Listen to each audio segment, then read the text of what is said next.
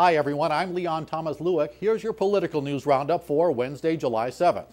No one is commenting officially, but it looks like a swap of captured spies is being planned between the United States and Russia. There are reports that a CIA spy being held in a Russian prison, as well as others, will be released this week. In exchange, the U.S. would release the 10 suspected Russian spies captured last month. The speculation of a deal was fueled by a meeting of U.S. and Russian diplomats in Washington and by the sudden postponement of a court hearing and the transfer of several of the suspects being held in the United States.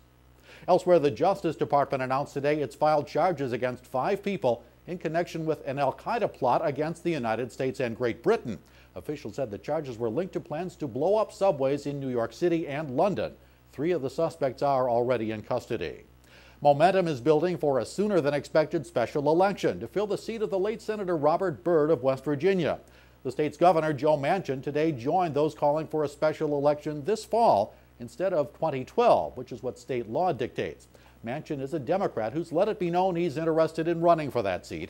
Byrd died last week after having served more than a half-century in the Senate. A number of others, including Republicans, are already pushing for a special vote for this fall to fill the seat. Well, first it was higher costs to mail a letter, now higher costs to travel abroad. The government is hiking the cost of a passport to $135. That's a 35% hike over the current fee. Renewals will jump from $75 to $110. The new fees take effect next week, July 13th.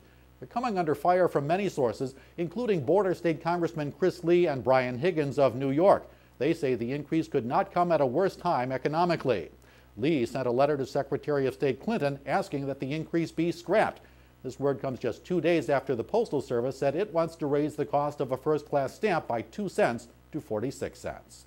That's your political roundup for Wednesday, July 7th. I'm Leon Thomas Lewick. Stay logged on to rttnews.com for more on these and other political and financial news stories throughout the day.